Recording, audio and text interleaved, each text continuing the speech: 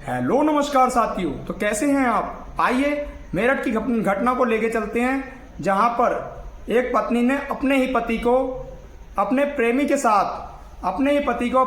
के साथ मिलकर उसके बेरहमी से टुकड़े किए और एक ड्रम के अंदर उसकी लाश को सीमेंट से जमा दिया। क्या है सारी जानकारी, आइए चलेंगे वन बाय वन सभी पॉइंटों पर बात करेंगे और इससे समाज पे क्या फर्क पड़ता है सभी को बारे में बात करेंगे। आइए पॉइंटों की ओर बढ़ते हैं।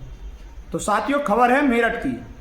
मुस्कान का पति है सौरभ विदेश में काम करता है, यानी लंदन में काम करता है, और लंदन से वह अपनी पत्नी के बर्थडे पर घर आया था कि साथ में अच्छे से बर्थडे मनाएंगे। और हुआ भी यही कि दोनों ने बहुत ही मौज मस्ती के साथ, वीडियो भी सोशल मीडिया पर वायरल है कि उसमें साफ साफ डांस करते हुए दोनों दिखाई दे रहे हैं, और साथ में उनकी छोटी बच्ची जो है वो भी डांस करती हुई साफ दिखाई दे रही है।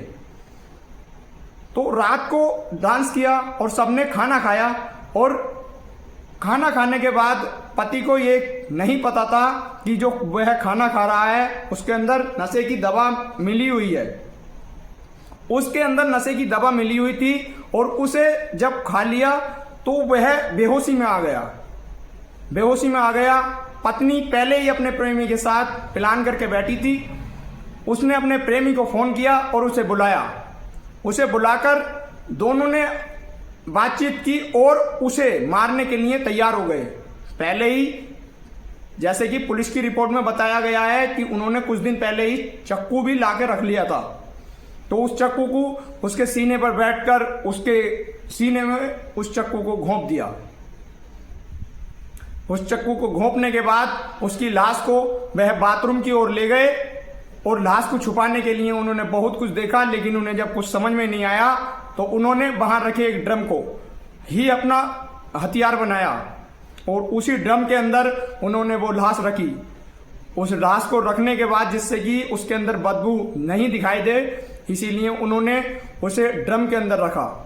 ड्रम के अंदर रखकर उस पर सीमेंट डाल दिया।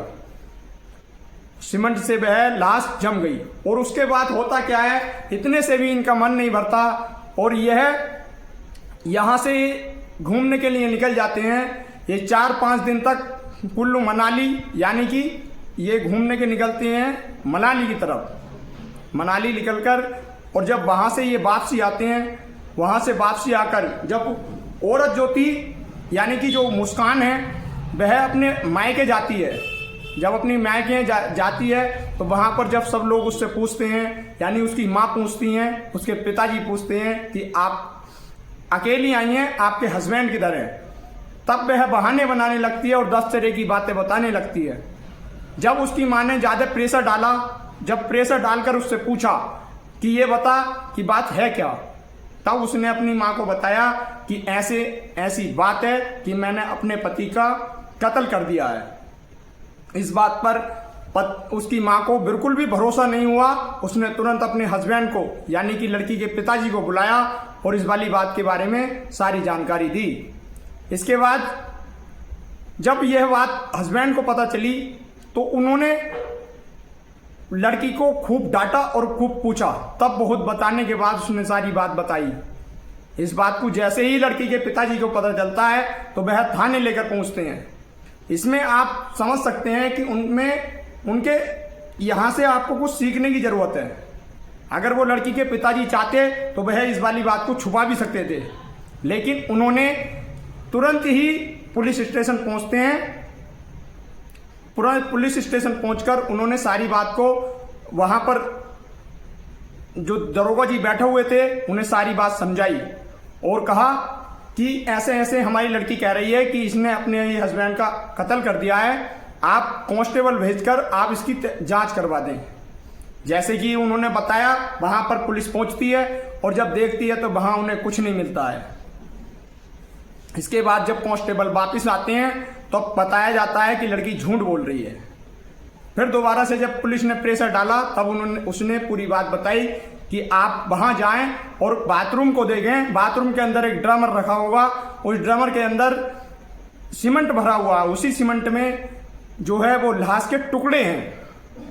आप सोच के देखें कि कोई अपनी सगी पत्नी यानी अपनी पत्नी जिससे कि कुछ समय पहले प्रेम विवाह हुआ हो, आपको थोड़ी पिछली जानकारी की तरफ लेकर चलूं तो आपको बता दूं कि इनका प्रेम विवाह हुआ था एक टाइम पहले, लगभग 2016-17 के आसपास में इनका प्रेम विवाह हुआ था। और प्रेम विवाह घरकों की ना मर्जी से हुआ था, घरकों की कोई मर्जी नहीं थी कि ये प्रेम विवाह हो, लेकिन दोनों ने नहीं मानी और अपनी बात को कायम रखा।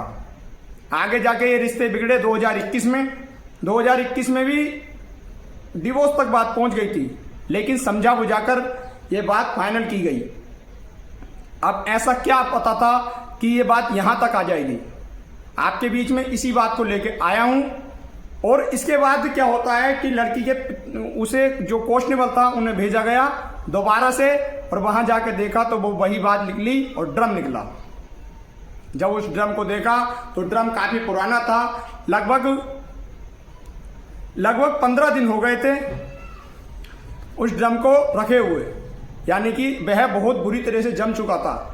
वो ऐसे नहीं, मतलब वह ऐसे नहीं फूटा, तो उसे पोस्टमार्टम पूरे ड्रम को ले जाया गया और वहां से ले जाकर उसके पूरे पोस्टमार्टम कराया और एक एक टुकड़े को अच्छी तरह से निकाला और फिर उसका पोस्टमार्टम किया और सब पता चली कि खाने के अंदर नशीले पदार्थ थे, जिससे कि वह अपने होशो-हवास में नहीं था।